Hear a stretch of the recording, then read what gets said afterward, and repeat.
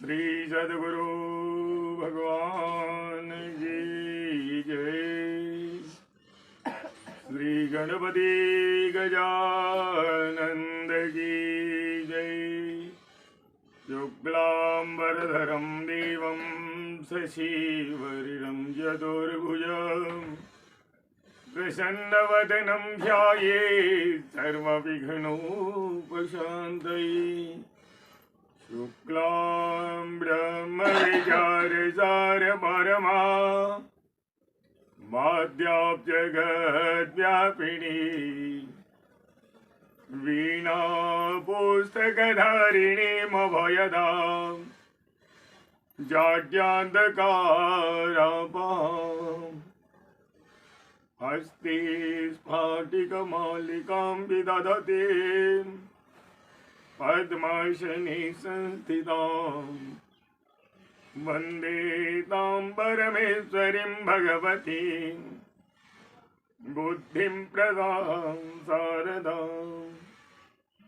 या कुन्देन्दुतुषारहारधवला या शुभ्रवस्त्रावृता या वीणावरदण्डमण्डितकरा या श्वेतपद्मासना या ब्रह्माच्युतशङ्करप्रभृतिभिः देवैः सदा वन्दिता।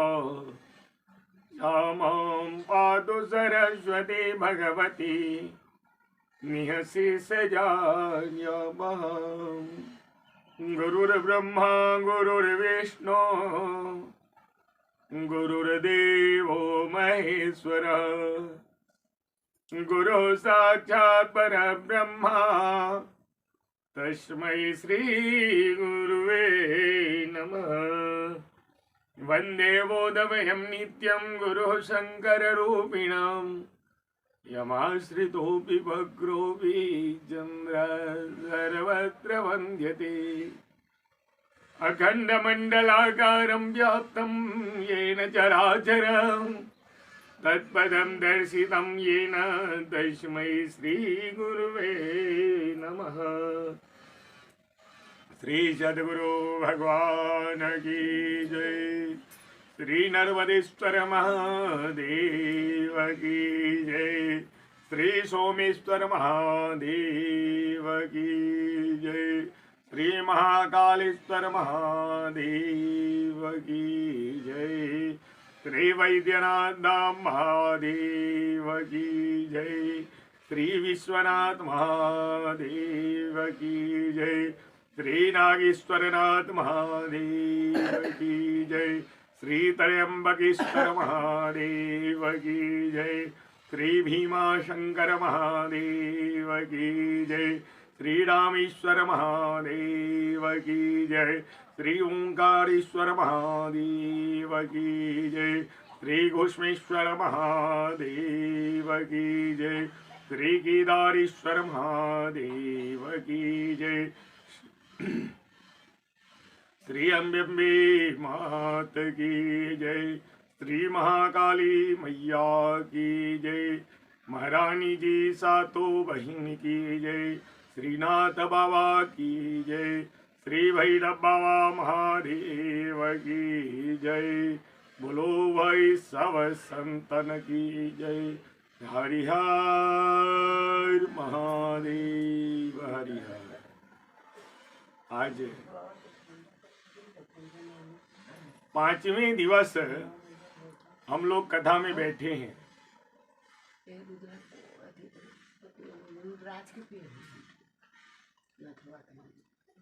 आज 5वां दिवस है।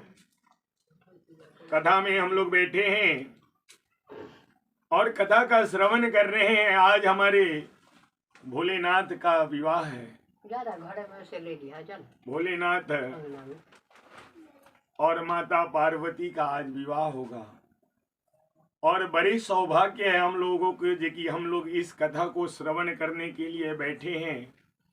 वो धन्य है माताएं, बहन, भाई, बंधु जो इस कथा को श्रवण कर रहे हैं, जो भी ऑनलाइन कथा को सुनते हैं, सबको हमारा प्रणाम और हरिहर हर महादेव, हरि हर। तो आइए सबसे पहले हम लोग एक छोटा सा भजन सुनते हैं। शंकर नाम के हीरे मोती, ये मोती सबको भर भर भर के अपनी झोली में ले जाना चाहिए, ताकि यही एक मोती अपने काम आने वाला है जीवन में, और कुछ काम नहीं आएगा। नमः शिवाय, नमः शिवाय, नमः शिवाय, बोलो नमः शिवाय, नमः शिवाय, नमः शिवाय, नमः शिवाय, बोलो नमः शिवाय, नमः शिवाय, नमः शिवाय, नमः शिवाय, बोलो नमः शिवाय, नमः शिवाय, नमः शिवाय, नमः शिवाय, बोलो नमः शिवाय, नमः शिवाय, नमः शिवाय, नमः शिवाय, बोलो नमः शिवाय, नमः शिवाय, नमः शिवाय, नमः शिवाय, बोलो नमः शिवाय। शंकर नाम के हीरे मोती मैं बिखराऊं गली गली। हरि शंकर नाम के हीरा मोती मैं बिखराऊं गली गली। शंकर नाम के हीरे मोती मैं बिखराऊं गली गली। शंकर नाम के हीरे मोती मैं बिखराऊं गली गली। ले लो रे कोई शिव नम प्यारा, शोर मचाऊं गली गली। ले लो रे कोई शिव नाम प्याला, शोर मचाओ गली गली। माया के दीवानों सुन लो, एक दिन ऐसा आएगा। माया के दीवानों सुन लो, एक दिन ऐसा आएगा। धन दौलत और माल खजाना यहाँ धरा रह जाएगा। धन दौलत और माल खजाना यहाँ धरा रह जाएगा। सुंदर काया मीठी होगी, चर्चा होगी गली गली। लो रे कोई शिव नाम प्यारा, शोर मचाऊं गली गली। सुंदर काया मीठी होगा जरा, चर्चे होंगे गली गली। लो रे कोई शिव नाम प्यारा, शोर मचाओ गली गली। तू करता तू मेरा मेरी, यहाँ तो तेरा मकान नहीं। क्यों करता तो मेरा मेरी, यहाँ तो तेरा मकान नहीं। झूठे जाल में फंसा हुआ है, वो सच्चा इंसान नहीं। झूठे जाल में फंसा हुआ है, वो सच्चा इंसान नहीं। जग का मेला दो दिन का है, अंत में होगा चला चली। जग का मेला दो दिन का है, अंत में होगा चला चली। ले लो रे कोई शिव नाम प्यारा, शोर मचाओ गली गली। ले लो रे कोई शिव नाम प्यारा, शोर मचाओ गली गली। जिससे जिसे रे ये मोती लूटे, वो तो माला माल हुए।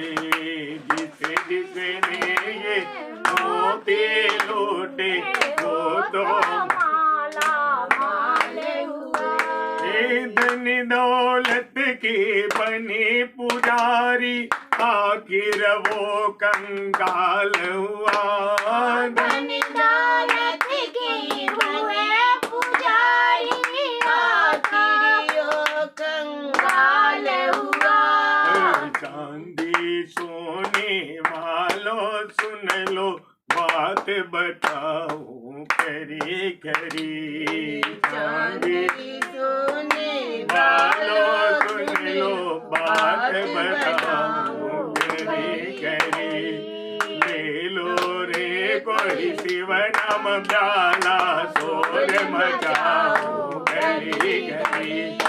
ले लो रे कोई शिव नाम प्याला शोर मचाओ करी करी। ले लो रे कोई शिव नाम प्याला शोर मचाओ करी करी। श्री गौरी शंकर भगवान की जय। हरिहर महादेव।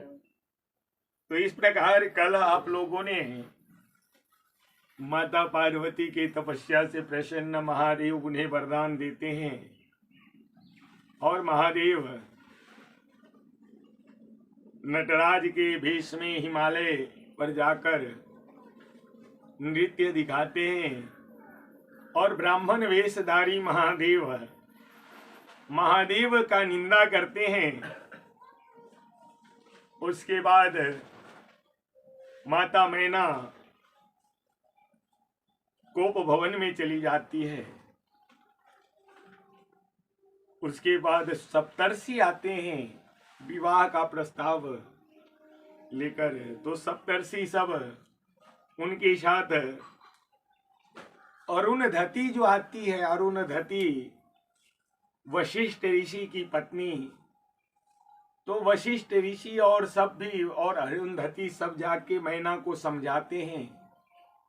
अरुंधति के बहुत समझाने के पश्चात मैना मानती है। अरुंधति कहती है जो देवाधिदेव महादेव हैं, तीनों लोक के स्वामी हैं, आपकी सौभाग्य है जो कि आपकी पुत्री के साथ उनका विवाह होगा, ये आपका सौभाग्य है। तब जाकर मैना मानती है और उसके बाद यहाँ तैयारी शुरू हो जाती है।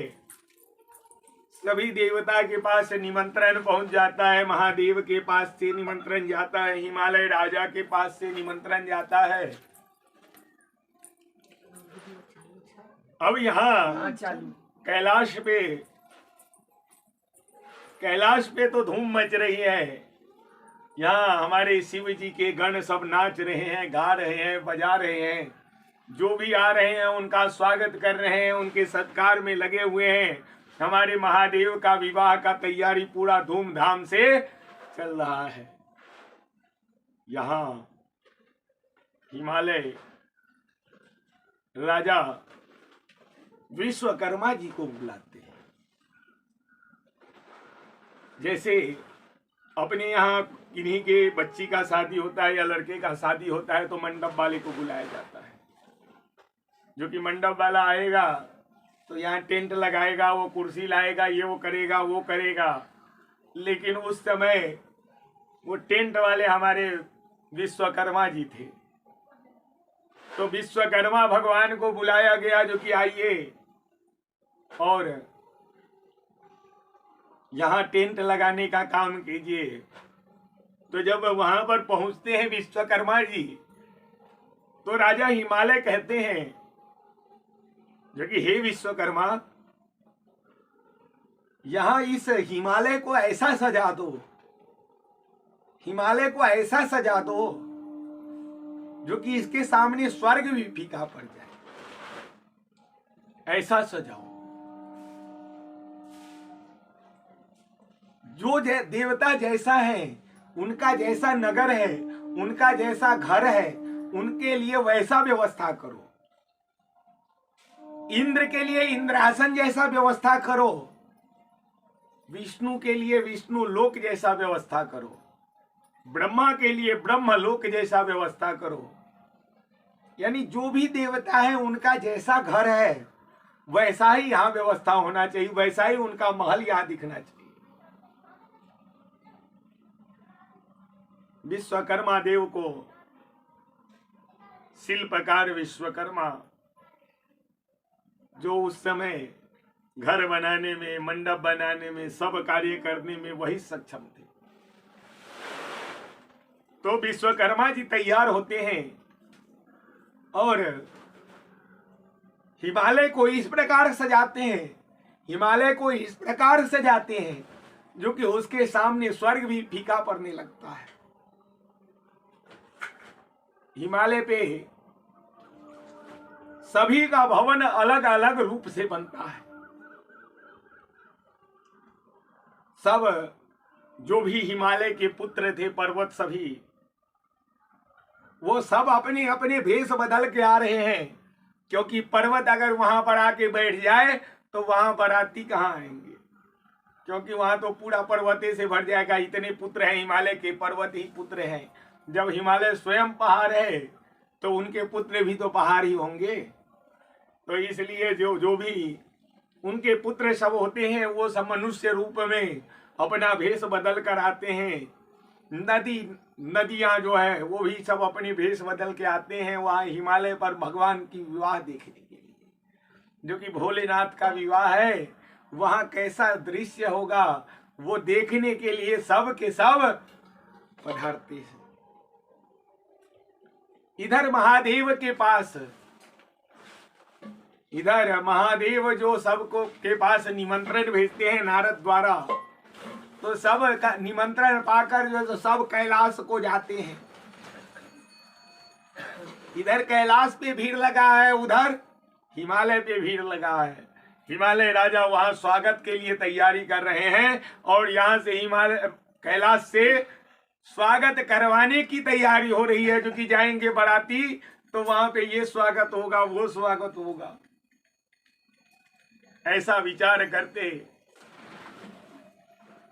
वहां सब आते हैं और आनंद मनाते हैं, खुशियां मनाते हैं। चारों तरफ से देवता, देवी देवता सब पहुंचते हैं वहां। इस प्रकार से तैयारी होते होते आ गया है, शादी का दिन आज आ गया और आज तो बाराती जाना है। सबको ये है जो कि बाराती जाना है। आज इंतजार की घड़ी खत्म हो गई है। दूल्हा से ज्यादा बाराती तैयार होता है। दूल्हा जितना तैयार नहीं होगा उतना बाराती जो जाने वाले हैं वो तैयार होते हैं। खाली निमंत्रण तो पड़ जाए, भैया बाराती जाना है, 2 महीना पहले ही बाराती का निमंत्रण पड़ गया, तो उसी समय से हमको कपड़ा खरीदना है, कपड़ा सिलवाना है, तो बूट खरीदना है, तो ये करना है, सूट खरीदना है। इस प्रकार से बाराती जो तो पहले से तैयारी में रहते हैं, क्योंकि बाराती तो वहां जाएगा, देखेगा और खाएगा, इसीलिए बाराती जाना है। इसलिए बाराती जो के लिए सब तैयार रहते हैं। आज बाराती के लिए सब पहुंचते हैं। जब सब के सब पहुंचते हैं तो वहां देखते क्या है, जब सब बारात जाने वाले जब वहां पहुंच जाते हैं तो वहां देखते क्या है, जो कि महादेव तो तैयारे नहीं। बाराती सब एकदम तैयार होके पहुंच गया है, लेकिन दूल्हा तैयार ही नहीं है। अब भगवान विष्णु आए, ब्रह्मा आए। भगवान विष्णु अपने गरुड़ पर सवार होके आए, ब्रह्मा जी हंस पर सवार होके आए, इंद्र अपने ऐरावत पर सवार होके आया। सब के सब ढोल बाजे गाजे के साथ आए हैं और जो एकदम बाराती में सज धज के तैयार है। लेकिन दूल्हा का कोई पता नहीं है, दूल्हा तो अभी तैयार नहीं हुआ है। अब विष्णु भगवान कहते हैं, क्या प्रभु अभी तक आप तैयार नहीं हुए? तो उस समय ये ब्यूटी पार्लर वगैरह नहीं था, तो कहे हम क्या करें, हमें कोई तैयार करेगा तब तो। उनके गण लोग कहते हैं, प्रभु कोई बात नहीं, हम आपको तैयार करेंगे। तो नंदी भृंगी सब मिलके उनको तैयार करने की तैयारी शुरू करते हैं। और वहां तो कोई माई बहन तो है नहीं, सब उनके गण हैं। अब उनके गण कैसे सजाएंगे महादेव को, अब देखिए। अब सब बाराती सब पहुंच गया है, सब इंतजार कर रहा है, अब जो चलना है बारात के लिए। अब हमारे महादेव तैयार होंगे, अब हमारे महादेव तैयार होंगे। लेकिन तैयार नहीं थे तो फिर नंदी भृंगी सब तैयार करने के लिए लग गया। जब तैयार करने लगते हैं महादेव को, तो महादेव तो दिगंबर रूप में रहते हैं, कोई वस्त्र बिना पहने दिगंबर रूप में बैठे हुए हैं हमारे महादेव। तो कहता है जो पहले वर के लिए तो पहले मौर चाहिए, जो पाग होता है पहले पाग चाहिए। कुछ ऐसा वस्तु का पाग बनाया जाए जो कि उनको दूसरे भाषा में मौर कहते हैं, अपने भाषा में पाग कहते हैं। तो मौर के लिए जो तो इधर अब क्या क्या चीज का मौर बनाया जाए, तो भोलेनाथ कहे जो मैं धारण करता हूं उसको फिर उतारता नहीं हूं। जैसे गंगा है हमारे माथे में, चंदा है हमारे माथे पे, नागराज हमारे गले में लिपटे हुए हैं, तो जिसको मैं धारण करता हूं उसको मैं हटाता नहीं हूं। तो ऐसा व्यवस्था करना जो कि वो मौर हमारा कभी हटे नहीं। तो सब गण विचार करने लगे और गए जंगल में। तो देखे सांप का बच्चा सब बहुत घूम रहा है। सब सांप को कहे जो कि जो सबसे छोटे छोटे सांप है वो सब एक जगह हो जाओ। सब छोटे छोटे सांपों को पकड़ के 50-60 सांप को पकड़े और एक सांप से उसका मुंडी सबका बांध दिए और ले आके महादेव के माथा पर रख दिए। जो कि ये हो गया महादेव का मौर, हो गया पाग, हो गया एक नंबर का पाग। वो झूमर लटका हुआ है महादेव के मुंह पर चारों तरफ से, जैसे दूल्हा के मुंह के सामने लटका होता है, उस प्रकार से वो मौर का पूरा जो पूछ जो बनाया हुआ है वो पूरा लटका है। महादेव एकदम चमकने लगे, जो कि आहा दूल्हा जो बन के तैयार हो गए। अब यहाँ जब दूल्हा को मौर पहना दिया जाता है, पाग पहना दिया जाता है, अब होता है जो कि कुंडल चाहिए, बाजू चाहिए। तो उसी में से कुछ सांप के बाजू बंद हो जाते हैं। अब कुंडल जो तो बिच्छू सबका कुंडल बना देते हैं, दोनों कान में कुंडल, बिच्छू का काला काला कुंडल और काला काला सांप का बाजू बंद, और गले में तो नागराज काला बैठे ही हैं। अब जब एकदम होता है जो कि वर के लिए तो माला तो व्यवस्था हो भी नहीं किया। वर के लिए पाउडर लाओ, तो पाउडर कहाँ से लाया जाए? तो पाउडर लेने के लिए लोग गए, जो तो उनके गण लोग श्मशान। बोले बाबा अब श्मशान जाते हैं और श्मशान में जाकर श्मशान का भस्म उठा के लाते हैं और ऊपर से नीचे तक बाबा को भस्म से नहला देते हैं। अब पाउडर हो गया, महादेव को पाउडर लग गया। तो उसमें से एक दूत कहते हैं जा बाबा का माला, और दूल्हा का तो माला तो पहने ही नहीं है। कहा रुको रुको रुको, हम जाते हैं माला लेके आते हैं। गया, कुछ गण लोग गए और 28 नर मुंड उठा के ले आते हैं। ध्यान दीजिएगा, इधर उधर नहीं देखिए, इधर उधर कदा नहीं, अभी तो जो बीत जाएगा फिर नहीं सुन पाइएगा। जब श्मशान पहुंचते हैं वहां से 28 नर मुंड उठा के लाते हैं और उधर से ही एक पतला सा सांप, पतला सा सांप में गूंथ लेते हैं उस नर मुंड को और 28 मुंड का माला महादेव को ला के पहना देते हैं। अब हो गया जो तो वर तो तैयार हो गया, दूल्हा तो तैयार हो गया, पाउडर लगा के, स्नो लगा के सब तैयार है दूल्हा। अब तो खाली चलना बाकी है। जो जब लास्ट दिन ही गीत सब गाए। महादेव जब तैयार हो जाते हैं, महादेव को जब एकदम तैयार कर दिया जाता है, तब देखते हैं अरे अरे ये तो दूल्हा तो दिगंबरे रूप में है। कहते हैं प्रभु कोई कपड़ा तो चाहिए, क्योंकि आप ऐसे जाइएगा तो सब तो देखिए के भाग जाएगा, तो इसलिए नीचे कुछ कपड़ा पहन लीजिए। कहे तुम लोगों का जैसा इच्छा है वैसा करो। तो जो मृग छाल रहता है, तो उस मृग छाल को गण लोग उनके कमर में बांधते हैं, लेकिन मृग छाल तो टाइट होता है। अब मृग छाल वो बांधते हैं लेकिन बंधेबे नहीं करता है।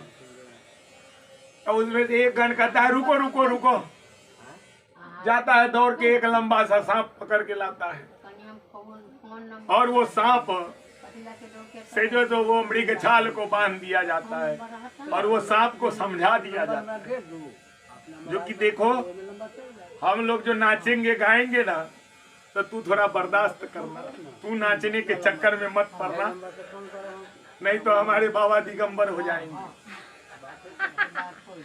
तो वो सांप कहता है ना ना ठीक है, हम उनके कमरे में रहेंगे। तो इस प्रकार से उनके कमर में बांध दिया जाता है उस सांप को, और मृग छाल टाइट है लेकिन ऊपर से बांध दिया गया, इसलिए उनका वस्त्र हो गया। अब नंदी एकदम सज धज के तैयार है, नंदी को एकदम तैयार कर दिया जाता है।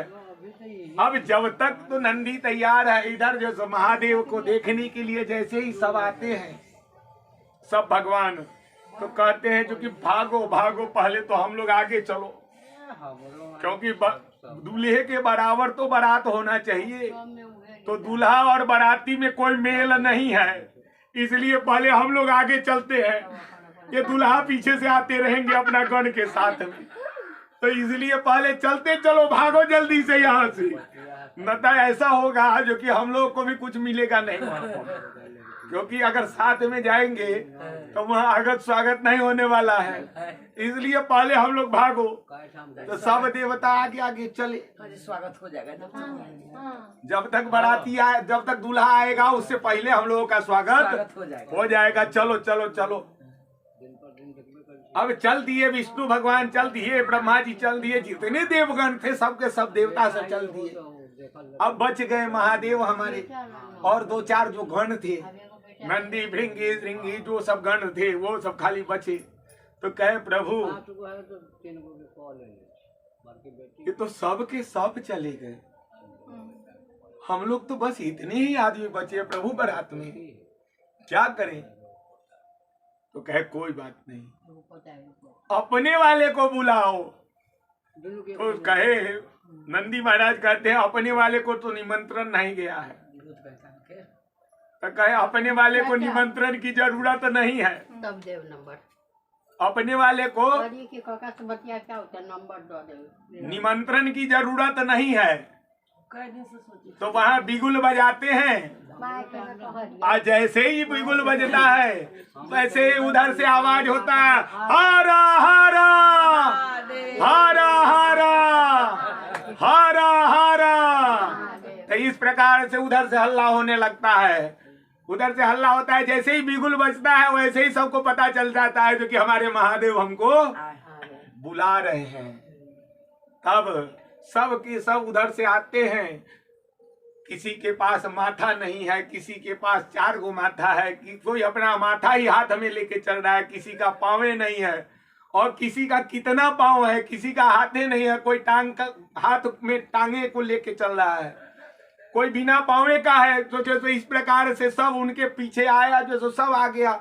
अब महादेव कहते हैं चलो अब तो सब आ गया अपने वाले, अब चलो। अब बाराती जो तो उसमें हाकनी डाकनी साकनी पिशाचिनी भूत प्रेत बैताल सब के सब जो तो वहाँ हर हर महादेव करते करते सब आगे बढ़ रहे हैं। अब 1 2 बाराती 10 बाराती 100 बाराती नहीं, वहां तक करोड़ों के संख्या में बाराती है। यहाँ कहते हैं जो कि 100 को बाराती आइएगा, बाप रे बाप, खिलाएंगे क्या। कैसे सेवा होगा। हाँ, खाला भेटबे न करे। लेकिन वहां तो करोड़ों बाराती जो सो उनके पीछे जो सो जैसे ही बिगुल बजा है वैसे हर हर महादेव करते बिगुल बजाए तो उनको पता चल गया महादेव हमको बुला रहे हैं। महिला कते टाके दरवाजा बनेले रहते। अब जैसे ही सब आते हैं महादेव कहते हैं अब चलो। अब जैसे ही महादेव आगे आगे और सब पीछे पीछे, लास्ट दिन में खूब कीर्तन भजन होते सब करे जाए। नाचते गाते सब कहाँ के नंबर कथी रखले रह छोट होई छै। यहाँ सब के सब नाचते गाचते उनके पीछे चल रहे हैं। और जब तक देवता, सुनिए, जब तक देवता लोग वहां जा रहे हैं, अभी आधे रास्ते में ही पहुंचे हैं, जब तक तो इधर से आवाज आता है हर हर महादेव, हर हर महादेव करके पीछे से आवाज आता है तो सब देवता पीछे पलटते हैं तो कहते हैं भागो भागो, पहले जल्दी भागो। अब आ रहे हैं शिव के सब गण सब आ रहे हैं तो देवता सब जल्दी पहुंच जाते हैं वहां। अब बड़ा उत्सुकता होता है, देर हो गया बाराती में। जब शाम हो जाता है बाराती नहीं पहुंचता है तो गांव वाले को बहुत उत्सुकता हो जाती है जो कि आखिर बाराती अभी तक काहे नहीं आया, इतना देर हो गया, अनहार होने आया लेकिन बाराती सब नहीं आया। तो अब अपने ही टोला का समझिए बाराती कोई नहीं आया तो अपने टोले वाले विचार किए जो कि चलिए जो सरौदिया तक देख के आते हैं या गौड़ा चौक तक देख के आते हैं, क्यों काहे नहीं अभी तक आया है। तो इस प्रकार से उस वहाँ के जो लौंडे छोंडे थे जो गए आगे देखने के लिए महादेव का बाराती कहाँ तक पहुंचा है। जब देखने जाते हैं तब तक देख रहे हैं उधर से देवता सब आ रहे हैं तो सब हंसते गाते नाचते हुए भाग आते हैं जो कि चलो अब सब बाराती सब आ रहा है। तो जब तक बाराती सब आता है उससे पहले सब सेवक सब पहुंच जाते हैं और वहां सबका सेवा होने लगता है। कोई पानी परस रहा है तो कोई शरबत परस रहा है तो कोई फल परस रहा है। तो जब तक पानी पिला रहा है, शरबत पिला रहा है, तब तक तो महादेव के गण भी आ रहे हैं। अब इधर गिलास में पानी डाल रहा है, शरबत डाल रहा है और तब तक ऊपर नजर चला गया। ऊपर नजर गया तो देख रहा है ऊपर से उड़ते हुए भूतवा आ रहा है। अब वो उसका पानी जो डाल रहा है गिलास में वो डाल ही रहा है। कहता दूसरा कहता है अरे पानी गिर रहा है नीचे, नीचे तो देखो। तो वो कहता है नीचे क्या देख रहा है, ऊपर तो देख। ऊपर जब देखते हैं तो ऊपर देखता है जो कि चारों तरफ से भूते भूत सब आ रहा है। अब वहां से मस्त मौला होके सब देवता सब एकदम मस्त है क्योंकि आ रहे हैं सब। इधर तो भूत है, बैताल है, प्रेत जो तो सब के सब आ रहे हैं। और इस प्रकार से जब बच्चे लोग देखे हैं भूत को, अब बच्चे लोग भागे हैं घर में, अपना बंद हो गए हैं। उधर महादेव का भी दर्शन हो गया। अब जैसे ही जाके अपना घर का गेट बंद कर दिया, माता उसकी कहती है बच्चे तुम लोग काहे भाग के आ गए, तू काहेला चला आया। तो अरे अरे बंद करो सब गेट खिड़की सब बंद करो, नहीं तो एको को भूतवा घुस गया तो हम लोगों का कल्याण नहीं। चाहे कहाँ से भूतवा आ जाएगा। अरे माता राम जैसे वो बाराती सब नहीं, वो खाली भूते का बाराती है। उसमें दूल्हा जो है, दूल्हा भी नंगे धरंगे है, वो तो कपड़ों नहीं पहना है। ऐसा ऐसा तो मतलब बाराती आया हुआ है। अब बाराती जो देखने वाले बच्चे सब थे वो सब के सब तो डर के मारे अपने घर में घुस गए क्योंकि इतना लोग नाचे रास्ते में बाराती में जो कि वो जो सांप को बांधे थे, कहे थे तुम मत इधर उधर करना, वो भी अपना मस्ती में अपना वहां से आके सबके साथ में नाचने लगा। और जब सबके साथ में नाचने लगा तो उनका मृग छाल खुल गया। अब मृग छाल खुल गया तो हमारे महादेव दिगंबर रूप हो गए। और ऐसा ही जो दृश्य देखा बच्चे लोग तो कहे दूल्हा तक कपड़े न पहना है। इस प्रकार से अब सब जो देखने आते थे कुछ देखते और कुछ भाग जाते क्योंकि देख रहे हैं बिना पावे का चल रहा है, ऊपर किसी का मुंडिये नहीं है, सामने देखा ना और कोई अपना मुंडिया हाथ में लेके चल रहा है। तो इस प्रकार से जब देखता है तो सबका देख के हालत बिगड़ जाता है। क्योंकि चलिए कोई बात नहीं, तो एक बार हम आप लोगों को वो दृश्य का दर्शन कराते हैं जो कि हमारे महादेव किस रूप में है वो देखिए। ये है हमारे महादेव, देखिए, ये देखिए बाराती, बाराती देखिए, तब बाराती देखिए हमारे महादेव बैठे हुए हैं कितना बस यहाँ पर। और उनके बाराती सब ये हैं, मुंडी वाले, बिना मुंडी वाले, पाँव वाले, बिना पाँव वाले, लंगरी टंगरी अनीरी हाँ। सब। तो इस प्रकार से हमारे महादेव 5 मुंह वाले हैं और 5 में 3 गो आँख है और 15 गो आँख जो, तो मतलब देखिए कि तक भय लग जाएगा। अब इस प्रकार से महादेव की लीला अपरंपार है। तो वहाँ मैना भी देखने के लिए आती है, जो कि बाराती में दूल्हा तो आगे आगे आया हो, तो दूल्हा देखने के लिए मैना रानी आती है। तो उनका नजर विष्णु भगवान पे पड़ता है, बोल के देखा जाएगा, विष्णु भगवान पे पड़ता है। तो नारद को बुलाती है मैना, नारद को बुलाती है मैना रानी और नारद से पूछती है क्या यही दूल्हा है। नारद से पूछती है मैना रानी विष्णु भगवान के लिए क्या यही दूल्हा है। तो कहती है नहीं नहीं, ये तो दूल्हा के सेवक हो गए, ये तो दूल्हा के मित्रगण हैं।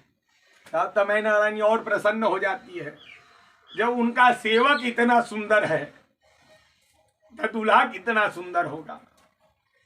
उनके उसके बाद दूसरे देव आते हैं, कहते हैं वो है दूल्हा, तो कहे नहीं वो तो पीछे है, अभी वो भी सेवक ही है।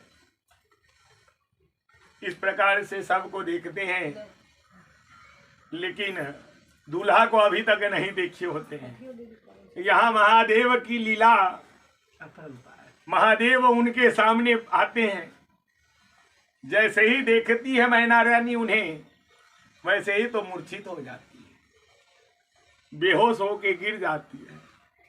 क्योंकि नंग धरंग महादेव को जैसे ही देखती है, कहती है ये भूत पिशाच वाले महादेव से विवाह करेंगे हम अपनी पुत्री का। ये नारद को यही मिला था, पर नारद को क्या यही दूल्हा मिला था। अब जब वो चेतना में आती है, चेतना में जब आती है, तब वो फिर से कोप भवन में चली जाती। जैसे ही उनको होश आता है, वो कोप भवन में चली जाती है और कहती है जो कि हमारी बेटी आजीवन कुमारी भले रहेगी, लेकिन मैं अपनी पुत्री का विवाह ये महादेव के साथ नहीं कर सकता। अब जब ऐसा दृश्य देखते हैं हमारे विष्णु भगवान, तो महादेव के पास आते हैं और कहते हैं प्रभु इस प्रकार लीला को छोड़िए, ऐसा करिएगा तो विवाह नहीं होगा, हम लोगों को ऐसे ही लौट के जाना पड़ेगा। प्रभु रह जाइएगा, तो अपने रूप को चेंज कीजिए, अपने रूप का परिवर्तन कीजिए प्रभु, जो कि जो देख के आपको बेहोश हो रहे हैं वो सब आनंद मनाए। तो जब विष्णु भगवान प्रार्थना करते हैं, तब हमारे देवाधिदेव महादेव अपने स्वरूप को बदल लेते हैं और परम सुंदर अवतार, परम सुंदर रूप, जो करोड़ों में एक हो दूल्हा, ऐसा दूल्हे के रूप में वहां उनको सब देखते हैं। अब ये बताइए, आप लोग परीक्षण किए हुए हैं, परीक्षण बहुत बच्चे बहुत दूल्हे के किए हैं, तो परीक्षण क्यों किया जाता है? परीक्षण दूल्हे का क्यों होता है? क्योंकि दूल्हे के अंदर कोई बीमारी तो नहीं है, दूल्हा अच्छा है कि नहीं, ये देखने के लिए उसका परीक्षण होता है। उसका नाक दबाया जाता है। क्यों दबाया जाता है? जो कि इसको कोई दमे वमे का तो बीमारी तो नहीं है। वो परीक्षण, उसका नाम है परीक्षण।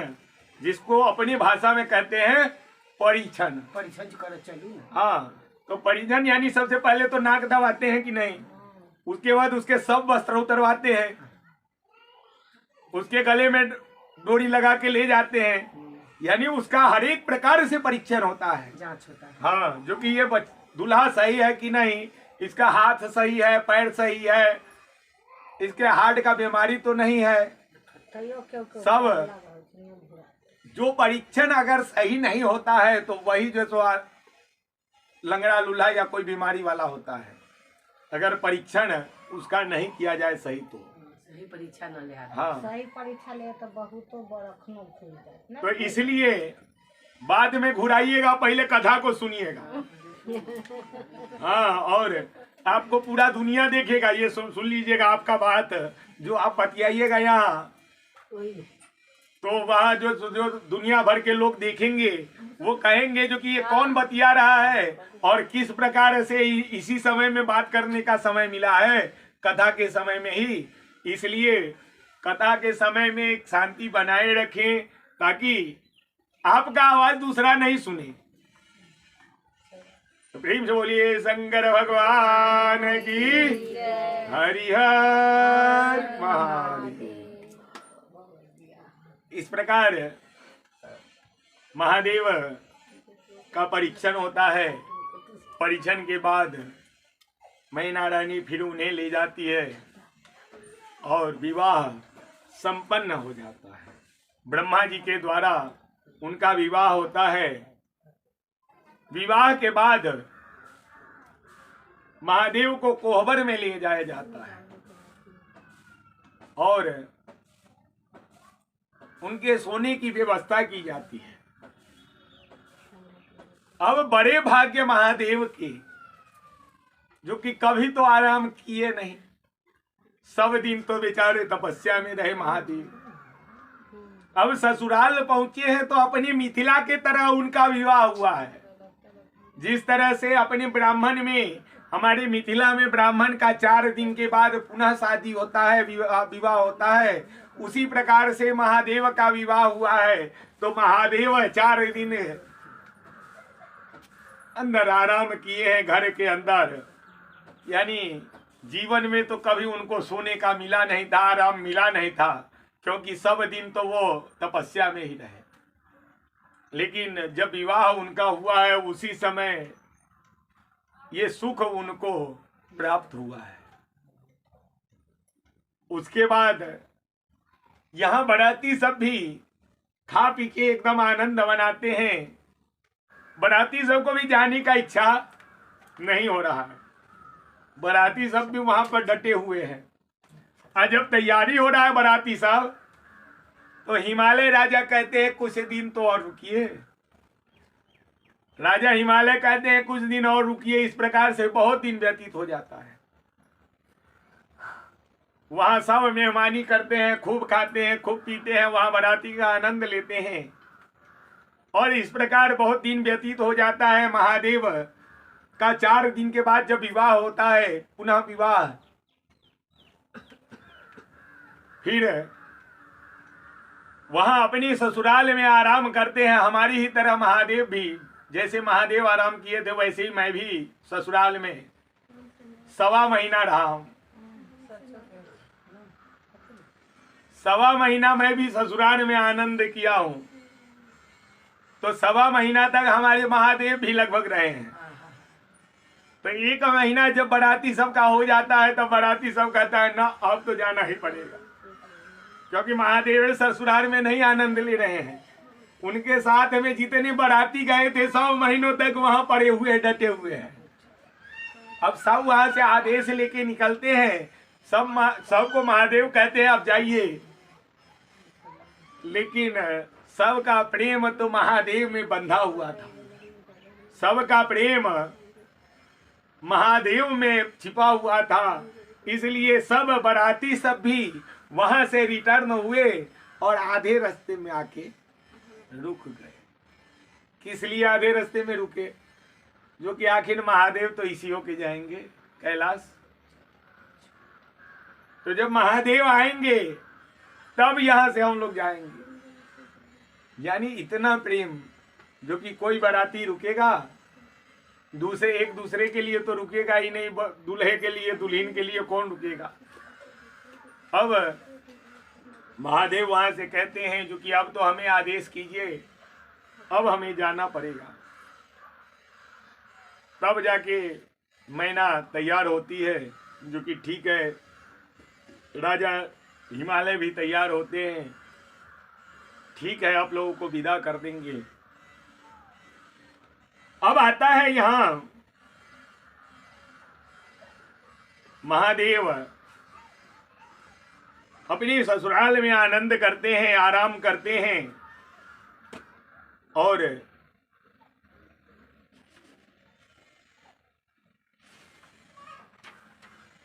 माता उनकी पार्वती माता की माता जो मैना देवी है, मैना एक ब्राह्मणी को बुला के लाती है। वो ब्राह्मणी माता पार्वती को पति धर्म का पाठ पढ़ाती है, जो कि पति धर्म क्या है। तो पति धर्म के लिए वह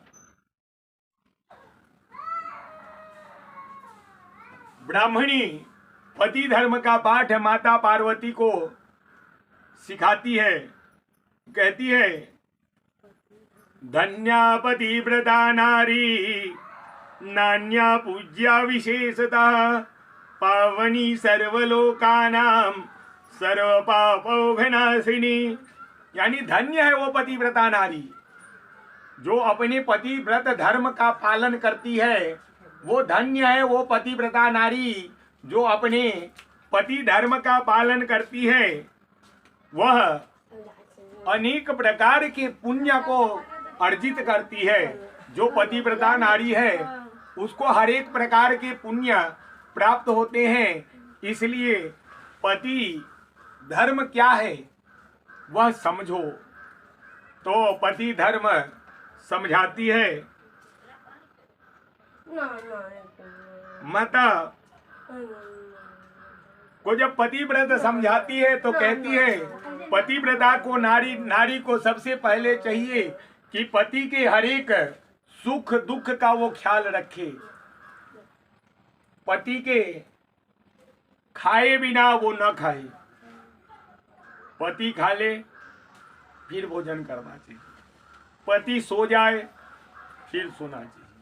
पति के उठने से पहले उठना चाहिए। और बहुत सारी जितना इसमें माता पार्वती को बताती हैं उसमें 10% भी आज की नारी के अंदर नहीं है। जितना पतिव्रता नारी के लिए बताती है माता को ब्राह्मणी, उसमें 10% भी नहीं है। इसी तरह से जिस तरह से कथा को ध्यान दीजिएगा, जिस तरह से पतिव्रता नारी के लिए नारी का धर्म है, उसी तरह से पति का भी धर्म वही होता है। इसमें सिर्फ माता को ये नहीं बताया गया है जो कि पति धर्म का पालन करना है, दोनों के लिए वह बराबर ही होता है। इसलिए ध्यान देकर इस कथा का श्रवण कीजिए। यानी पति धर्म जो पालन करती है वो नारी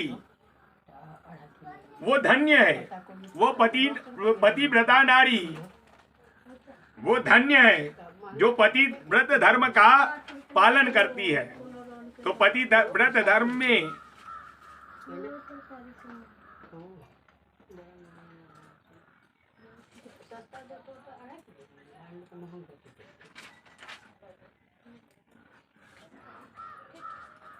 इसमें यह निश्चय पूर्वक कहा जा सकता है कि पतिव्रता धर्म में तत्पर रहने वाली नारी अपने प्रिय पति के भोजन कर लेने के बाद ही भोजन करती है। जब पति खरा हो, सुनिएगा, जब पति खरा हो तब साध्वी स्त्री को खरी ही रहनी चाहिए। शुद्ध बुद्धि वाली साध्वी स्त्री प्रतिदिन अपने पति के सो जाने पर सोए और उसके जागने से पहले ही जग जाए, वह छल कपट को छोड़कर सदा उसके लिए हितकर कार्य ही करे। सुनो साध्वी स्त्री को चाहिए कि जब तक वस्त्राभूषणों से विभूषित न हो तब तक अपने को पति के दृष्टि के सम्मुख न ले जाए। क्या कहती है? जब तक श्रृंगार न करे तब तक अपने पति के पास नहीं जाना चाहिए। यदि पति किसी कार्य से परदेश गया हो तो उस दिन उसे कदापि श्रृंगार नहीं करनी चाहिए। जब पति घर पे नहीं हो तो श्रृंगार नहीं करनी चाहिए। यानी श्रृंगार तब होनी चाहिए जब पति सामने हो, पति के सामने जाना हो, तब श्रृंगार की आवश्यकता है। अन्यथा अगर पति घर पे नहीं है तो श्रृंगार स्त्री को, पतिव्रता नारी को नहीं करनी चाहिए, ताकि उसका श्रृंगार देखकर दूसरा मोहित न हो। इसलिए श्रृंगार नहीं करना चाहिए। पति के कटु वचन कहने पर भी, पति अगर 2 शब्द गाली भी दे, उसके बदले में कड़ी बात न करनी चाहिए। पति के बुलाने पर घर के सारे कार्य छोड़कर तुरंत उनके पास चली जाना चाहिए। हाथ जोड़कर प्रेम से मस्तक झुकाकर पूछना चाहिए, क्या बात है, जो कि क्या बात है। इस प्रकार किस लिए दासी को बुलाया है, ठीक है। तो इस प्रकार से ये आप लोगों को हंसी लगने के लिए ये पूरा प्रसंग मैं पढ़ के सुना रहा हूँ, क्योंकि ये शॉर्टकट में ही आप लोगों को बता देता, परंतु आप लोग जैसे समझ नहीं पाते इस चीज को। इसलिए जो शिव महापुराण के अंदर लिखा हुआ है उसका मैं पूरा वर्णन के साथ, ये महादेव नहीं कह रहे हैं, आप लोग के मन में जो गलत भाव है उसको हटा दीजिए। ये महादेव नहीं कह रहे हैं, एक ब्राह्मणी माता पार्वती को शिक्षा दे रही है। एक ब्राह्मणी है जो उनके माता के कहने पर वो ब्राह्मणी उनकी पुत्री को, माता पार्वती को ये शिक्षा दे रही है जो कि पतिव्रत धर्म का पालन करना चाहिए। पतिव्रत धर्म का पालन करने वाली नारी वो धन्य है जिसका नाम श्रद्धा से और विश्वास से लिया जाता है। देखिए यहाँ लिखा हुआ है, सावित्री लोपमुद्रा अरुणधति सांडेलिनी सतरूपा अनसुईया लक्ष्मी स्वाधा सती संज्ञा सुमति श्रद्धा मीना और स्वाहा, ये तथा और भी बहुत सारी पतिव्रता नारी है जिससे हमको बल प्राप्त होता है, जो कि उस प्रकार का सती व्रत का पालन करना चाहिए। इसके लिए वो ब्राह्मणी माता पार्वती को ये शिक्षा दे रही है। तो इसलिए इसको ग्रहण कीजिएगा जीवन में। हंसी में तो हर एक चीज आती है जो कि आपके जीवन में हंसी भी आएगी और रोना भी आएगा। तो हंसी मस्करी तो जीवन में लगा ही है। यानी जब तक है ये जिंदगी, फुर्सत नहीं है काम से, कुछ ऐसा थोड़ा सा वक्त निकालो जो प्रेम कर लो भगवान से। तो इसलिए वो प्रेम करने के लिए जो आप लोग यहाँ बैठी हैं अपना समय घर का काम छोड़ के, तो इसलिए इधर उधर का बात जो सो नहीं बतियाइए, इधर उधर का बात तो फिर बतिया लीजिएगा। जब कथा समाप्त होगा उसके बाद भी बतिया लीजिएगा, दूसरे दिन भी बतिया लीजिएगा, लेकिन जो कथा बीत जाएगा वो फिर नहीं मिलेगा। फिर दोबारा जो कथा आएगा तब मिलेगा, लेकिन ये जो कथा आप लोगों से बीत गया वो फिर नहीं सुनने को मिलेगा। तो इसलिए फिर आप वो स्पेशल समय दीजिएगा उतना, तब आप सुन सकते हैं। इसलिए जब भी कहीं कथा में सत्संग में बैठिए तो कथा को ध्यान देकर सुनिए। पतिव्रता नारी उच्छिष्ट अन्न आदि का परम प्रिय भोजन मानकर ग्रहण करना चाहिए। पति जो कुछ छोड़ता है भोजन में, वो भोजन उनके लिए सबसे पवित्र होता है। आजकल की नारियां कहती है हम जूठा खाएंगे, हमको जूठा नहीं खाना है। तो यहाँ लिखते हैं जो कि सबसे प्रिय वही भोजन है उनके लिए, उसे महाप्रसाद मानकर शिरोधार्य करें। देवता, पितर, अतिथि, सेवक वर्ग, गौ तथा भिक्षुक समुदाय के लिए अन्न का भाग दिए बिना कदापि भोजन न करे।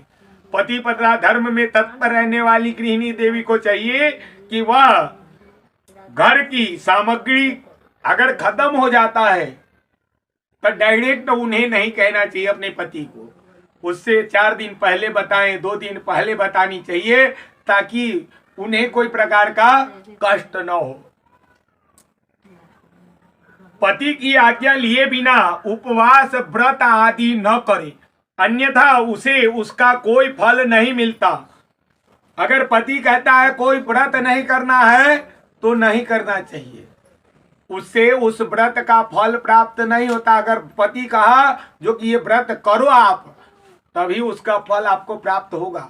अगर पति कह दिया ये व्रत नहीं करना है तो वो कदापि न करे, क्योंकि वो खाली शरीर आप ठठाएंगे, उससे कोई फल प्राप्त नहीं होगा, उससे कोई फल नहीं मिलता है। वह परलोक में, सुनिएगा क्या बनती है, वह परलोक में नरक गामिनी होती है। जब परलोक में जब जो यहां से जाती है तब वह नरक गामिनी होती है। पति सुख पूर्वक बैठा हो या इच्छा अनुसार क्रीड़ा विनोद अथवा मनोरंजन में लगा हो, उस अवस्था में कोई आंतरिक कार्य आए, तभी प्रतिव्रता स्त्री अपने पति को कदापि न उठाए। पति नपुंसक हो गया हो, दुर्गति में पड़ा हो, रोगी हो, बूढ़ा हो, सुखी हो अथवा दुखी हो, किसी भी दशा में नारी अपने उस एकमात्र पति का के बात का उल्लंघन न करे। रजस्वला होने पर वह स्त्री 3 रात्रि तक पति को अपना मुंह न दिखाए, अर्थात उससे अलग रहे, जब तक स्नान करके शुद्ध न हो जाए तब तक अपने पति से बात भी न करे, पति के कान में उसका शब्द भी न पड़े। अच्छी तरह स्नान करने के पश्चात सबसे पहले वह अपने पति के मुख का दर्शन करे। वो 3 दिन के बाद जब स्नान ध्यान करे तो वो सबसे पहले अपने पति का मुख का दर्शन करे, दूसरे किसी का मुंह कदापि न देखे। अथवा मन ही मन, अगर पति सामने नहीं हो तो मन ही मन पति के स्वरूप का दर्शन करे। पति की आयु बढ़ाने के लिए अभिलाषा रखने वाली प्रतिव्रता नारी हल्दी, रोली, सिंदूर, काजल आदि, चोली, पान, मांगलिक आभूषण आदि, केशों का संवारना, चोटी गूंथना तथा हाथ कान के आभूषण, इस सब को अपने शरीर से दूर न होने दे। यानी जो श्रृंगार की वस्तु है उसे कभी भी अपने से दूर न होने दे। धोबिन, छिनार तथा कुल्टा, सन्यासिनी या भाग्यहीन स्त्रियों को वह कभी भी सखी न बनाए। यानी धोबिन हो, कुलक्षणी हो, कुल्टा हो, सन्यासी हो, ऐसे को, भाग्यहीन हो, ऐसी स्त्री को अपनी सखी न बनाए। पति से द्वेष रखने वाली स्त्री का कभी आदर न करे, कभी अकेली खड़ी हो, कभी नंगी होकर न नहाए, यानी बिना वस्त्र के स्नान नहीं करना चाहिए। सती स्त्री ओखली, मूसल, झाड़ू, सील, जांत और द्वार के चौखट के निचली लकड़ी पर कभी न बैठे। ये जो चौखट होता है उस पर कभी बैठना नहीं चाहिए। सील पर, जांत पर, ये सब चीज पर कभी भी बैठना नहीं चाहिए। मैथुन काल के सिवा और किसी समय में वह अपनी पति के सामने धृष्टता न करे। यानी जब पति के साथ सोए उसी समय पति के नजर में नजर मिलना चाहिए, अन्यथा पति से नजर भी नहीं मिलानी चाहिए। जिस वस्तु में पति की रुचि हो उससे वह स्वयं भी प्रेम करे। जो स्त्री जो उसके पति को प्रेम हो उससे उस स्त्री को भी प्रेम करना चाहिए। प्रतिव्रता देवी सदा पति का हित चाहने वाली होती है। वह पति के हर्ष में ही हर्ष माने, पति के सुख पर विषाद की छाया देख स्वयं भी विषाद में पड़ जाए। यह प्रियतम पति के प्रति ऐसा वर्ताव करे जिससे वह अपने उन्हें प्यारी लगी। पुण्यात्मा पतिव्रता स्त्री संपत्ति और विपत्ति में भी पति के लिए एक जैसी ही रहे, अपने मन में कभी विकार न आने दे और सदा धैर्य धारण किए रखे। घी, नमक, तेल आदि समाप्त हो जाने पर भी पतिव्रता स्त्री पति से तुरंत के तुरंत मंगाने के लिए न कहे। पतिव्रता नारी के लिए एकमात्र पति ही ब्रह्मा, पति ही विष्णु और पति ही शिव से भी अधिक माना गया है, जिसके लिए अपना पति शिव रूप ही है। जो पति की आज्ञा का उल्लंघन करके व्रत और उपवास आदि का नियम का पालन करती है, वह पति की आयु को हर लेती है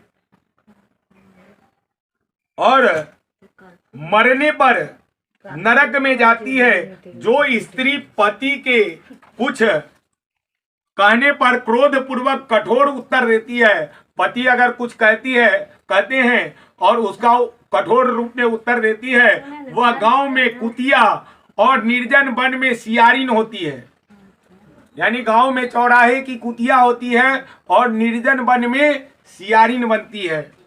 नारी पति से ऊंचे आसन पर बैठे दुष्ट पुरुष के निकट न जाए और पति से कभी कातर वचन न बोले, किसी की निंदा न करे, कलह को दूर से ही त्याग दे, गुरुजनों के निकट न तो उच्च स्वर में बोले और न हंसे। जो बाहर से पति को आते देख तुरंत अन्न, जल, भोजन, वस्तु, पान और वस्त्र आदि से उनकी सेवा करती है, उनके दोनों चरण दबाती है, उनसे मीठे वचन बोलती है तथा प्रियतम के खेद को दूर करने वाले अन्यान उपवासों प्रसन्नता पूर्वक उन्हें संतुष्ट करती है, उसे मानो तीनों लोकों को तृप्त एवं संतुष्ट कर दिया। पिता, भाई और पुत्र परिमित सुख देते हैं, परंतु पति असीम सुख देता है। अतः नारी को सदा अपने पति का पूजा, आदर, सत्कार करना चाहिए। पति ही देवता है, पति ही गुरु है और पति ही धर्म है, तीर्थ एवं व्रत है। इसलिए सबको छोड़कर एकमात्र पति की आराधना करनी चाहिए। भर्ता देवो गुरुर्भर्ता धर्म तीर्थ व्रतानि च तस्या तत्सर्व परित्यज्य पति में का समर्चयेत। यानी पति ही सब कुछ है, ऐसा मानने वाली पतिव्रता नारी कहलाती है। जो दुर्बुद्धि नारी है, उसके पति त्याग कर एकांत में विचरती है या व्यभिचार करती है, वह वृक्ष में। जो दुर्बुद्धि नारी है, अपने पति का त्याग करके एकांत में घूमती है, वह व्यभिचारिणी करती है, पर पुरुष के साथ संबंध बनाती है, वह वृक्ष के खोखले में शयन करने वाली क्रूर उल्लू की होती है। यानी जो व्यभिचारिणी होती है, वह निर्जन वन में खोखले में रहने वाली उल्लू बनती है, उल्लू किया। जो पराये पुरुष को कटाक्ष पूर्ण दृष्टि से देखती है, वह ईंचा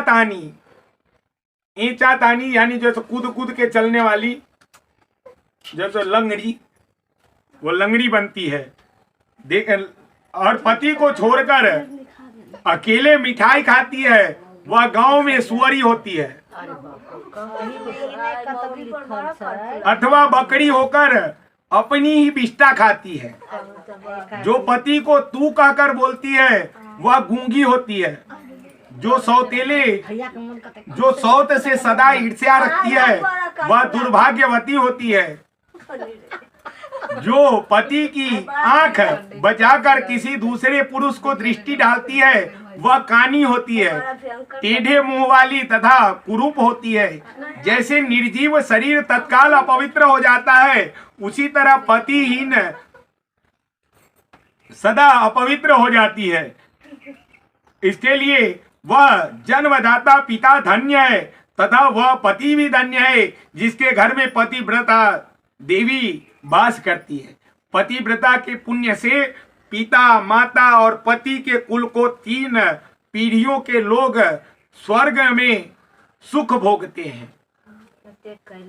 बताइए, अगर पतिव्रता नारी है कोई तो 3 कुल का उद्धार होता है, 3 कुल का उद्धार हो जाता है, पति के कुल का, पिता के कुल का और माता के कुल का। तो इसलिए जो पतिव्रता नारी को चाहिए वो पतिव्रता धर्म का पालन करना चाहिए। वो पतिव्रता धर्म के पालन करने से 3 लोक का सुख प्राप्त होता है और 3 पुस्त तक उनकी सेवा में वो स्वर्ग लोक को प्राप्त करते हैं। और इसी प्रकार से जितना नियम स्त्री के लिए बताया गया है, जितना नियम स्त्री के लिए बताया गया है, उसी प्रकार से पुरुष के लिए भी ये नियम लागू होता है। ऐसा नहीं है जो कि सिर्फ स्त्री के लिए ही पतिव्रता नारी, तो जो पति पुरुष के लिए है पत्नी व्रता भी जो उसको होनी चाहिए। यानी अगर पतिव्रता नारी है तो उसके साथ उस प्रकार का ही व्यवहार पुरुष को भी करना चाहिए। अगर कुलक्षणी है तो नहीं व्यवहार करे, अन्यथा जिस तरह से गांव के चौराहे की कुतिया बनती है जो पति के आज्ञा का उल्लंघन करती है, उसी प्रकार से पति भी गांव के चौराहे का कुत्ता बनता है। तो ये जो कहता है जो कि हम बराबर है, स्त्री और पुरुष सब बराबर है, सिर्फ इसमें जब पुरुष का कथा आएगा तब तो आप पुरुष का सुनिएगा, अभी तो स्त्री का कथा है तो स्त्री का ही सुनिएगा ना। स्त्री का जो कथा है तो इसमें आप लोगों ने अभी पतिव्रता धर्म का पाठ सुना है। तो अभी पतिव्रता धर्म वाली जो दुराचारिणी स्त्री अपना शील भंग कर देती है, वे अपने माता पिता और पति तीनों के कुल को नीचा गिरा देती है तथा इस लोक और परलोक में दुख भोगती है। और पतिव्रता पैर जहां जहां पृथ्वी पर रखती है वहां वहां भूमि पापहीन हो जाता है तथा परम पावन बन जाता है। भगवान सूर्य, चंद्रमा एवं वायुदेव भी अपने आप को पवित्र करने के लिए पतिव्रता नारी का स्पर्श करते हैं। यानी देवता भी अपने आप को पवित्र करने के लिए पतिव्रता नारी का स्पर्श करते हैं ताकि उसके स्पर्श से सभी पाप तत्क्षण नष्ट हो जाते हैं। यानी गंगा में पाप धोते हैं, सब जाके गंगा में जाते हैं स्नान करने अपना पाप धोने के लिए, लेकिन माता गंगा भी उस सती नारी का इंतजार करती है जो कि जैसे ही वो सती नारी उनके अंदर स्नान करती है कि उनके वो सारे पाप समाप्त हो जाते हैं। इतना पावर है पतिव्रता नारी के अंदर। तो इसलिए जल भी सदा पतिव्रता नारी का स्पर्श करना चाहती है, जल भी सदा पतिव्रता नारी का स्पर्श करना चाहती है और उसका स्पर्श करने से वह अनुभव करता है कि आज मेरे जड़ता का नाश हो गया है, आज मैं दूसरों को पवित्र करने वाला बन गया हूं। यानी जब गंगा जी में पतिव्रता नारी स्नान कर लेती है तो माता गंगा को भी संतोष हो जाता है जो कि अभी तक जितना हमने पापों का निवारण किया था लोगों का, अब फिर से हम लोगों का पाप धो सकते हैं। तो इतना पावर है। क्या घर में अपने रूप और लावण्य पर गर्व करने वाली स्त्री नहीं है, परंतु पतिव्रता स्त्री तो विश्वनाथ शिव के प्रति भक्ति होने से भी प्राप्ति नहीं होती है। भार्या से इस लोक और परलोक दोनों पर विजय पाया जा सकता है। यानी अगर पत्नी अच्छी हो तो तीनों लोकों पर विजय पा सकता है इंसान। और भार्याहीन पुरुष देव यज्ञ, पितृ यज्ञ और अतिथि यज्ञ करने का अधिकार नहीं होता है। जिसकी पत्नी नहीं होती है वो कोई भी शुभ कार्य नहीं कर सकता है। वास्तव में गृहस्थ वही है जिसके घर में पतिव्रता नारी स्त्री है। दूसरी स्त्री तो पुरुष को उसी तरह अपना ग्रास भोगती है, बनाती है, जिस तरह जाड़ावस्था एवं राक्षसी जैसे गंगा स्नान करने से शरीर पवित्र होता है, उसी प्रकार पतिव्रता नारी का दर्शन करने से सब पाप नष्ट हो जाता है। पति को इष्ट देव मानने वाली सती नारी और गंगा में कोई भेद नहीं है। जो पतिव्रता नारी है और अपने पति को भगवान मानती है, उसमें और गंगा में कोई अंतर नहीं है। जैसे गंगा स्नान करने से शरीर पवित्र होता है, उसी प्रकार सती नारी का सिर्फ स्पर्श करने से पाप सारे नष्ट हो जाते हैं। इस प्रकार जिसके घर में पतिव्रता नारी है, दूसरी स्त्री तो पुरुष को उसी तरह अपना ग्रास। तो इसलिए हे गिरजा कुमारी, इस प्रकार मैंने तुमसे पतिव्रता धर्म का वर्णन किया। अब तुम सावधान होकर आज मुझसे प्रसन्नता पूर्वक पतिव्रता के भेद का वर्णन सुनो। हे देवी, पतिव्रता नारियां उत्तमा आदि भेद के 4 प्रकार की मानी जाती है, जो अपना स्मरण करने वाले पुरुष का सारा पाप हर लेती है। पहली पतिव्रता नारी भी 4 प्रकार की होती है, एक प्रकार की नहीं है। पतिव्रता नारी भी 4 प्रकार की है। इसमें पहला है उत्तमा, दूसरा है मध्यमा, तीसरा है निकृष्टा और चौथा है अति निकृष्टा। ये पतिव्रता के 4 भेद है। तो इस प्रकार से 4 पतिव्रता नारी होती है। इस प्रकार से ब्राह्मणी माता पार्वती को यह उपदेश देकर वहां से चली जाती है। उसके बाद हमारे देवाधिदेव महादेव कल होके वहां से विदा पाते हैं। बहुत सारा दान मिलता है, बहुत सारा दहेज मिलता है। वहां से जैसे वो लेके चलते हैं, रास्ते में सबको बांट देते हैं, सबको बांट देते हैं। कहते हैं हम लेके क्या करेंगे, यानी हमको तो रहना है कैलाश पे, पर्वत पे रहना है, तो ये सारे साधनों का हमें जरूरत क्या है। इसलिए जो सब कुछ मिला रहता है रास्ते में बांटते हुए जाते हैं। जब कैलाश पहुंचते हैं तो जैसे थे वैसे के वैसे हर हर महादेव। तो इस प्रकार के हमारे महादेव वहाँ रास्ते में सब देवता मिल जाते हैं, सब के सब जाते हैं, कैलाश पहुंच जाते हैं। कैलाश पहुंचने के बाद वहाँ सब देवता आनंद मनाते हुए वहाँ आनंद मनाते हुए सब देवता महादेव से विदा लेते हैं। और विदा लेकर तब हमारे महादेव सब देवता वहां से चले जाते हैं। महादेव और पार्वती वहां रमण करने लगते हैं। उसके बाद सब देवता फिर से आते हैं, त्राहि माम त्राहि माम त्राहि माम महादेव त्राहि माम करते हुए, जो कि अब हमारे तारकासुर से रक्षा करें, क्योंकि तारकासुर का त्रास बहुत बढ़ गया रहता है। तो आपके पुत्र उसे मारेंगे। अभी विवाह हुआ है और अभी सब आ गए पुत्र के लिए, जो कि आपका पुत्र होगा तो तारकासुर का वध होगा। तो भगवान के काम में विलंब उससे पहले उनका पुत्र हो चुका होता है। ये विवाह से पहले उनके पुत्र का जन्म हो चुका होता है। किस समय उनके पुत्र का जन्म होता है? जब समुद्र मंथन होता है, जब समुद्र मंथन हुआ रहता है और हमारे भगवान विष्णु मोहिनी का अवतार लेते हैं। तो मोहिनी का अवतार लेने के बाद मोहिनी का इतना सुंदर रूप होता है, जो कि उस रूप को देख के हमारे भोलेनाथ मोहित हो जाते हैं।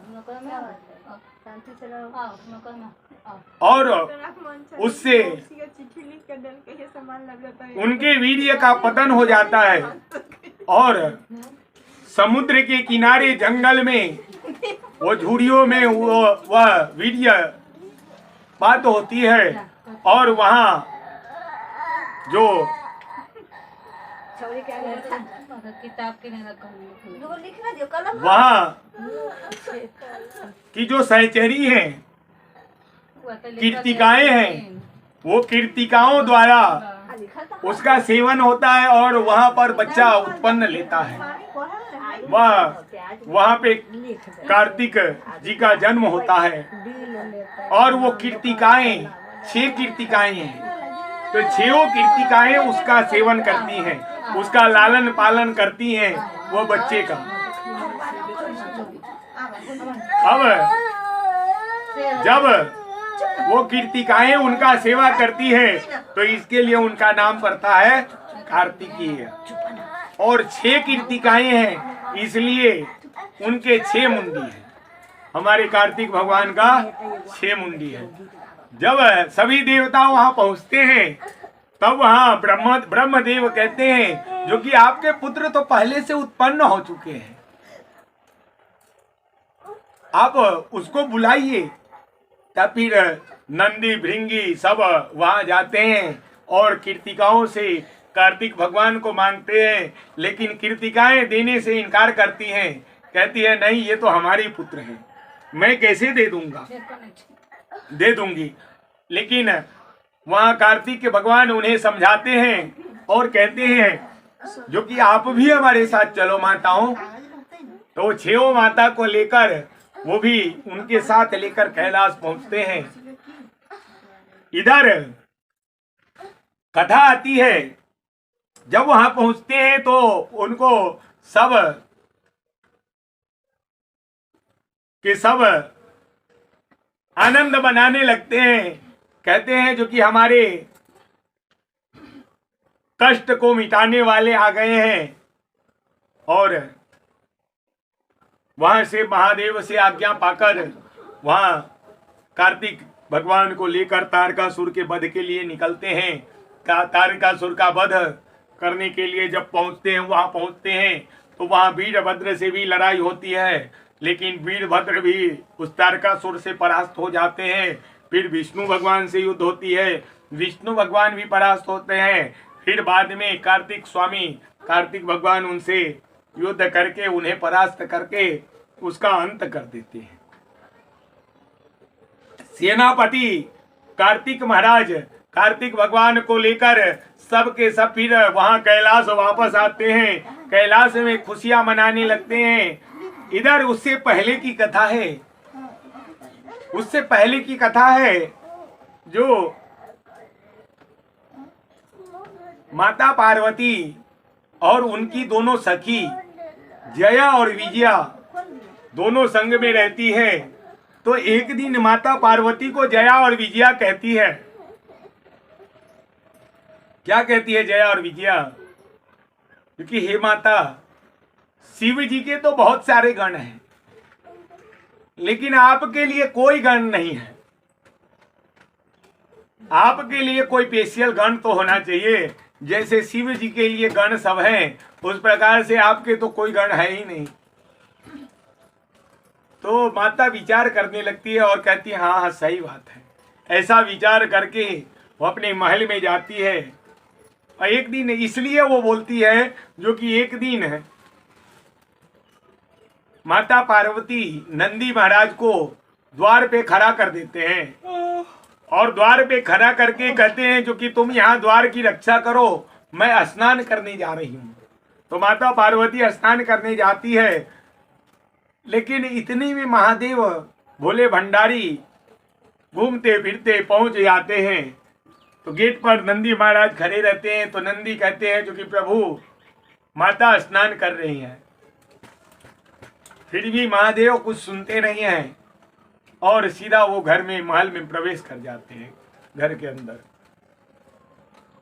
जब घर के अंदर प्रवेश करते हैं तो माता पार्वती खड़ी हो जाती है, स्नान कर रही होती है। उन्हें देखकर वह लज्जित हो जाती है। इसी प्रसंग को लेकर वह जया और विजया माता पार्वती को समझा रही है जो कि हमारे कोई दूत आपके कोई दूत नहीं है। तो माता विचार करती है बिल्कुल सही कह रही है। वह एकांत में बैठती है और अपने शरीर का मैल निकालती है। अपने शरीर के मैल से वह एक पुतला का निर्माण करती है। वह पुतला का निर्माण करने के बाद उस पुतले में प्राण डालती है और पुतला में जैसे ही प्राण डालती है वैसे ही वह पुतला खड़ा हो जाता है और कहता है, माता मेरे लिए क्या आदेश है। उसे प्रेम से अपनी गोद में बिठाती है माता पार्वती और कहती है, जो कि तू हमारा पुत्र है और तू जाके द्वार की रक्षा करो।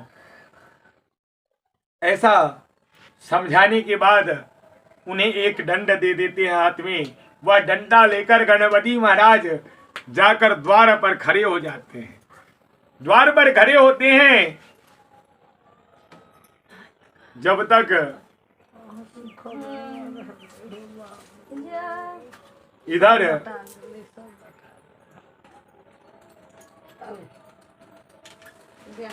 चलिए एक छोटा सा हम लोग भजन सुनते हैं।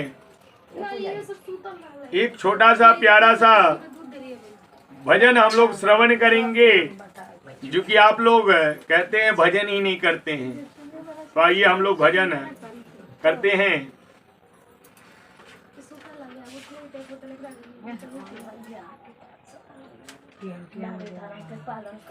पूजा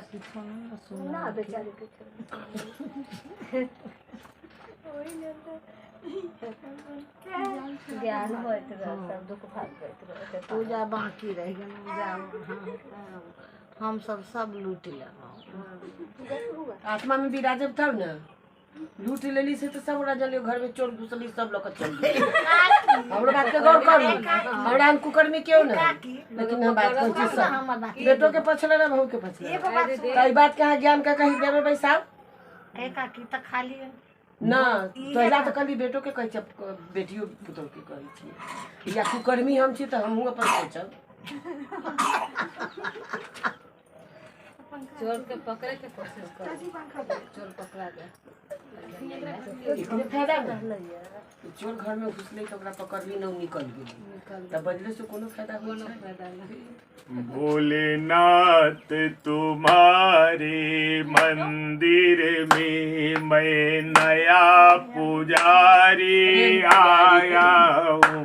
भोलेनाथ तुम्हारे मंदिर में मैं नया पुजारन आई हूँ। पूजा में कुछ नहीं लाया हूँ, बस अलग जगाने आया हूँ। पूजा में कुछ नहीं लाया हूँ, मैं अलग जगाने आई हूँ।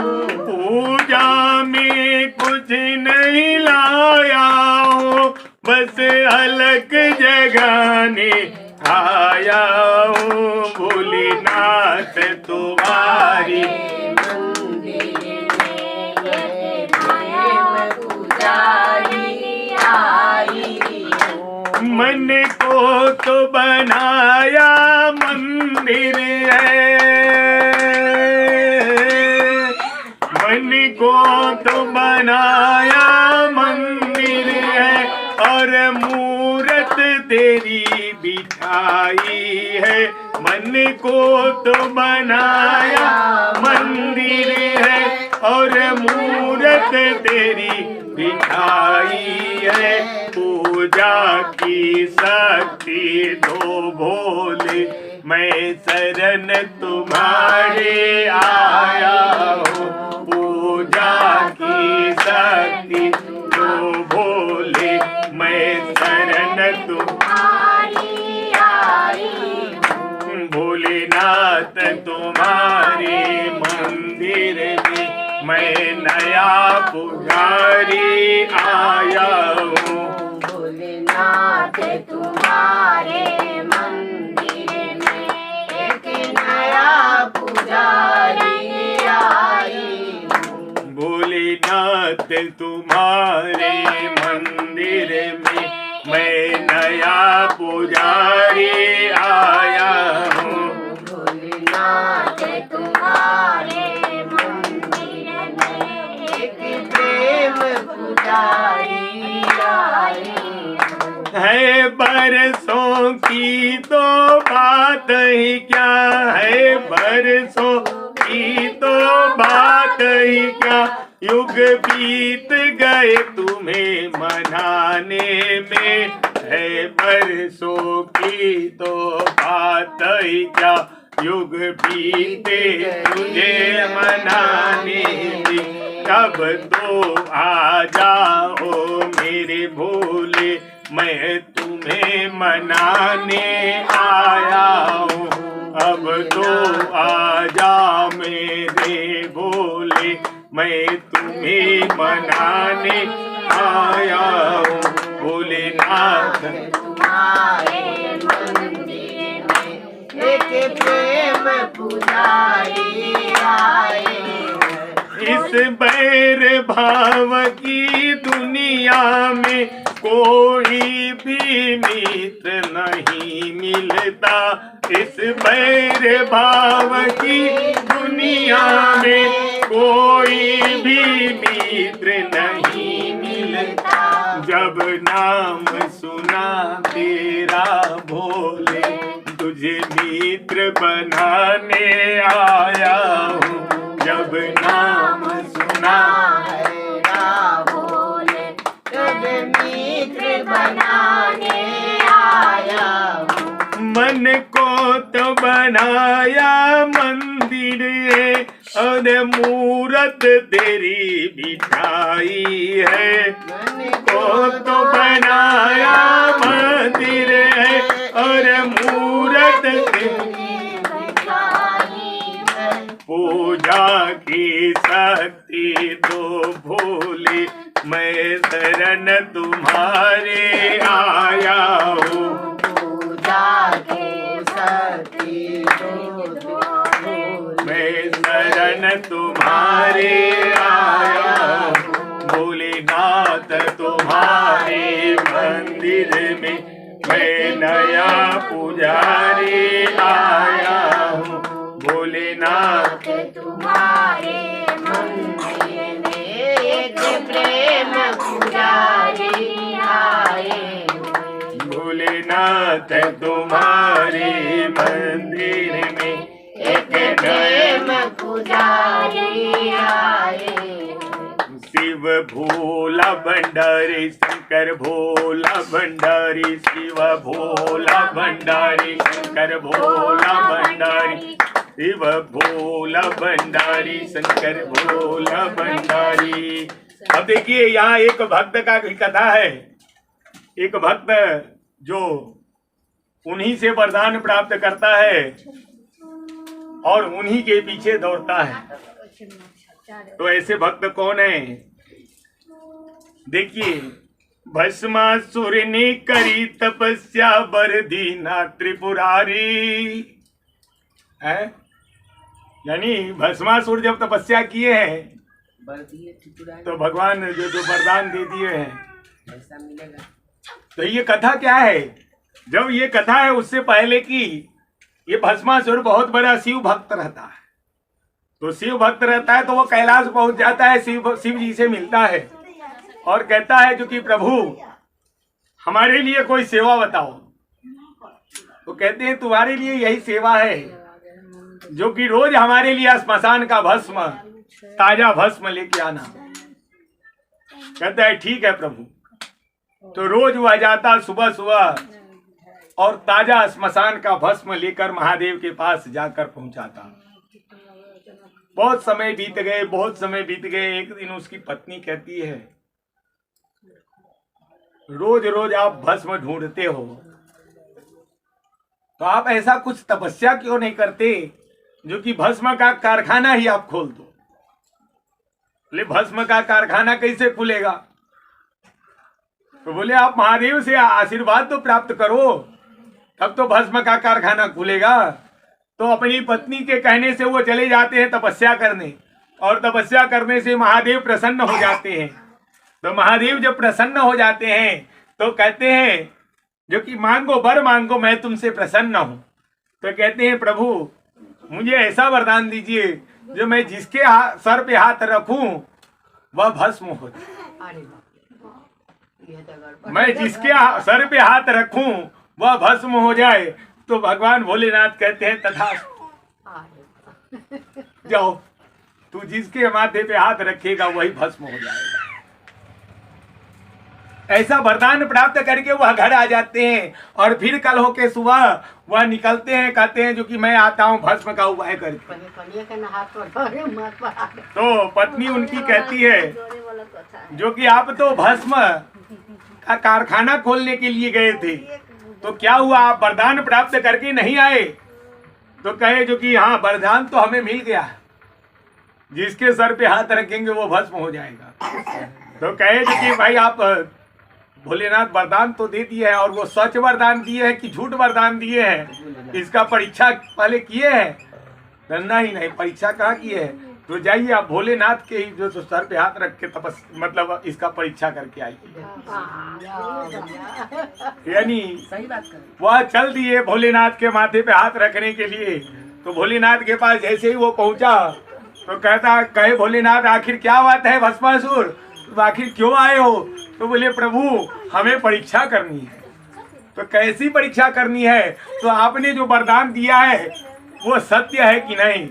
और इस प्रकार से कहते कहते उनके तरफ, तो कहते हैं भोलेनाथ आखिर हमारे तरफ क्यों आ रहे हो? तो कहता है जो कि आप ही के तो सर पे हाथ रख के परीक्षा करेंगे। तो कहते हैं जो कि अरे अब हमारे सर पे हाथ रखोगे? अब जो ये चुपचाप बैठे हैं भोलेनाथ, लेकिन उनके पास जो भस्मासुर जा रहा है हाथ रखने के लिए। अब देखे जब नजदीक में आ गया तो वहां से भागे हमारे भोलेनाथ। किस लिए भागे? भस्मासुर ने करी तपस्या वरदीना त्रिपुरारी रे, वरदीना त्रिपुरारी, जिसके सर पर हाथ लगावे भस्म होए तन सारी रे, भस्म होए तन सारी। यानी जिसके भी माथा पे हाथ रखे उसका शरीर भस्म हो जाए। शिव भोला भंडारी, यानी शिव तो भोला है, भंडारी है, जो किसी को कुछ भी दे देते हैं बिना सोचे विचारे। ये नहीं विचार किए जो कि हमको ही जला देगा कहीं। तो इस प्रकार से कहते मनुष्य एकदम शिव के सर पर हाथ धरन की, शिव के सिर पे हाथ धरन की, दुष्ट मन में विचारी रे, दुष्ट मन में विचारी रे। भागे फिरत जाऊं दिशि शंकर। अब जैसे ही वो पहुंचे हैं तो अब तो भोलेनाथ हमारे भागे हैं। कहते हैं भागे फिरत जाऊं दिशि शंकर, लगा दैत्य डर भारी रे, लगा दैत्य डर भारी। अब तो महादेव डरने वाले नहीं है, लेकिन उस दैत्य के डर से महादेव भाग रहे हैं, जो कि हमको तो भस्म कर देगा आज।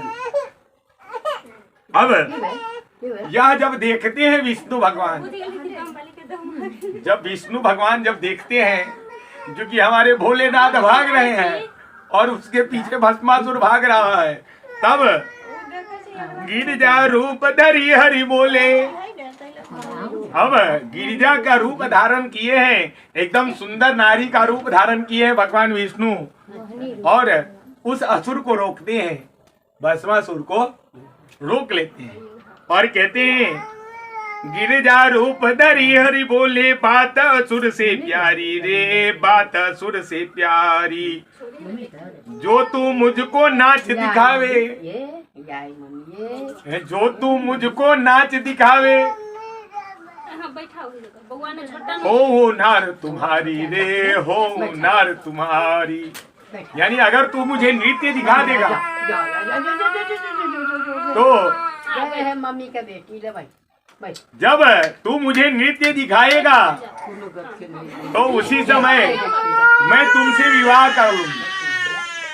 अब भगवान विष्णु उस रूप में कहते हैं जो कि अगर तू हमको नाच दिखाएगा तो मैं तुमसे विवाह कर लूंगी, तुम्हारी पत्नी बन जाऊंगी। अब भगवान विष्णु कह रहे हैं, सुंदर रूप धारण करके उस असुर से कह रहे हैं, भस्मासुर से कह रहे हैं, जो तू मुझको नाच दिखावे, हो नार तुम्हारी रे, हो नार तुम्हारी, नाच करत अपने सिर कर धर। जब ठुमक ठुमक ताती थैया करके जैसे नचाते हैं भगवान, तुरंत भगवान अपना माथे पे हाथ जैसे ही रखते हैं वैसे ही एक कमर पे हाथ रखते हैं और एक माथे पे हाथ रखते हैं, वैसे ही जो सो भस्मासुर भी अपनी कमर पे हाथ रखता है और अपने सर पे हाथ रखता है। जैसे ही सर पे हाथ रखता है वैसे ही जो सो भस्म हो जाता है भस्मासुर। यानी बोला बाबा खूब नाच करत अपने सिर कर धर, भस्म भयो तन सारी रे, भस्म भयो तन सारी। यानी हमारे भोलेनाथ को कई बार विपत्ति से बचाए हैं हमारे विष्णु भगवान, क्योंकि वो ऐसा ऐसा वरदान ही दे देते हैं जो कि अपने ही जाल में वो फंस जाते हैं। अब करे तो क्या करे, अब भक्त के बस में है भगवान, भगत के बस में है भगवान। तो इसलिए हमारे भोलेनाथ बड़े ही दयालु हैं और वो सबकी खबर रखने वाले हैं, त्रिपुरारी हैं। तो इसलिए जब इधर जब भगवान भोलेनाथ और जब गणपति जी को उत्पन्न जन्म देती है माता, तो गणपति द्वारपाल के रूप में खड़े होते हैं और इधर से हमारे महादेव देवाधिदेव हिलते डुलते पहुंच जाते हैं, अपने घर के पास पहुंचते हैं और वहां जब पहुंचते हैं तो गणपति जी उन्हें डंडा लेके रोक लेते हैं, कहते हैं खबरदार कहाँ जा रहे हो, यहाँ से अंदर नहीं जाना है, हमारी माता राम स्नान कर रही है। तो कहते हैं बालक तू कौन है और रास्ता चोरो, हमारा घर है और हमें ही रोक रहा है। बोले आपका घर है कि क्या है वो मुझे नहीं पता, मेरी माता का आदेश है किसी को अंदर नहीं आने देना। तो जब तक हमारी माता स्नान करेगी तब तक मैं किसी को नहीं जाने दूंगा अंदर।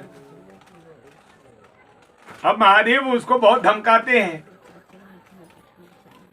तब तक नंदी देखते हैं महादेव को धमकाते हुए, तो महादेव को नंदी आके कहते हैं प्रभु आप हटिए ना, हम इस बच्चे को समझाते हैं। लेकिन नंदी भृंगी सब समझाते हैं लेकिन कोई फर्क नहीं पड़ता है। कहते हैं पावर है तो हटा के तो दिखाओ। मैं हटने वाला नहीं हूं, तेरे पास पावर है तो हटा के तो दिखाओ। नंदी भृंगी सबको मार पीट के भगा देते हैं। और इधर जब नंदी भृंगी को मार के भगाते हैं तो इधर महादेव एकदम क्रोधित हो जाते हैं, तांडव करने लगते हैं, नृत्य करने लगते हैं। अब तांडव देख के ब्रह्मा जी आ जाते हैं। ब्रह्मा जी जाते हैं उनको समझाने के लिए, लेकिन ब्रह्मा जी को ही जो तो दौड़ा देते हैं। उन्हीं का डंडा और ब्रह्मा जी के पीछे वो डंडा दौड़ने लगता है और ब्रह्मा जी आगे आगे, वो डंडा पीछे पीछे।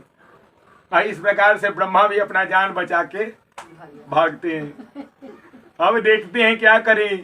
तब तक महादेव तो एकदम कुपित हो चुके हैं, तांडव करते करते अपना त्रिशूल उठा के फेंक देते हैं।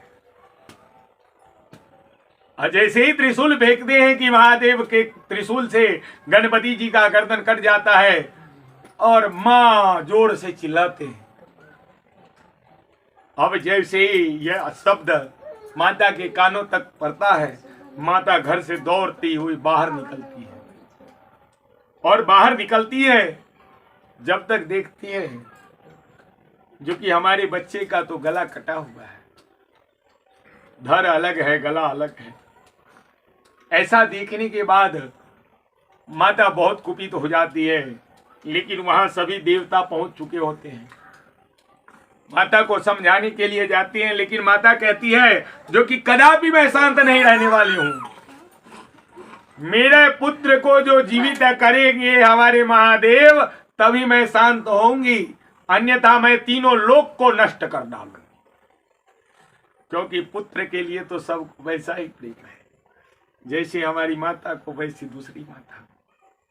तो इसलिए हमारी माता एकदम बेचैन है। तब फिर जो सभी देवता समझाते हैं जो कि हमारे महादेव तो सब कुछ करने में समर्थ हैं, आप क्यों चिंता करती हो, आप शांत हो जाओ। फिर सब देवाधिदेव महादेव के पास जाते हैं और उन्हें बहुत मनाते हैं। तो कहते हैं महादेव जिसका सर कट गया उसके लिए अब कोई उपाय नहीं है, तो फिर सब देव कहते हैं अगर वो बच्चा जीवित नहीं हुआ तो माता तीनों लोक का संहार कर जाएगी, क्योंकि माता का रूप पहले भी देख चुके हैं सब। तो इसके लिए सब उनके क्रोध से थर थर कांपते हैं और इस प्रकार माता एकदम कुपित रहती है। फिर भोलेनाथ कहते हैं ठीक है, जाओ, जो अपनी माता के पीठ के तरफ सोया हो और उत्तर की तरफ उसका माथा हो, वैसे बच्चे का गला काट के लाओ। तो हथिनी पूरब की तरफ माथा करके सोई हुई थी, उसका बच्चा उसके पीठ के पीछे सोया हुआ था उत्तर की तरफ माथा करके। तो इसीलिए बच्चे को जल्दी अपने पीछे नहीं सुलाती है माता, तो इसलिए वो उसके पीठ के पीछे सोया रहता है बच्चा। उसका गला काट के हाथी का मुंडी लेके आते हैं। तब महादेव गणपति जी को हाथी का मुंडी लगाते हैं और अपने मंत्रों द्वारा उन्हें जीवित कर देते हैं, जीवन दान देते हैं। उसके बाद सभी देवी देवता उन्हें आशीर्वाद प्रदान करते हैं और चिरंजीवी होने का वरदान प्रदान करते हैं। और सभी देवता कुछ न कुछ उन्हें अस्त्र शस्त्र सब प्रदान करते हैं और महादेव अपना सेनापति बना लेते हैं। गणाधीश, गणपति जी को गणाधीश बना दिया गया है, इसलिए गजानन भी कहा जाता है।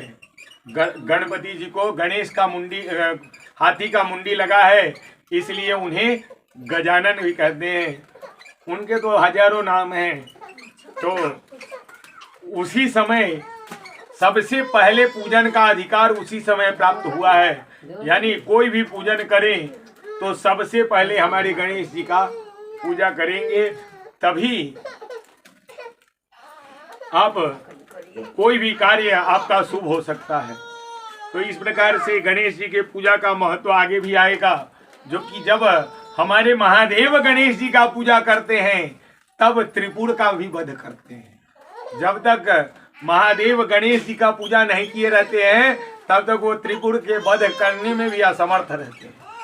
तो इसलिए हमारे देवाधिदेव महादेव भी हमारे गणपति महाराज का पूजन किए हैं, तो उसी समय से हमारे गणपति दादा को अग्र पूजन का अधिकार प्राप्त हुआ है। तो इस प्रकार से अब गणपति और कार्तिक दोनों वहाँ खेलने लगते हैं और उनके माता और पिता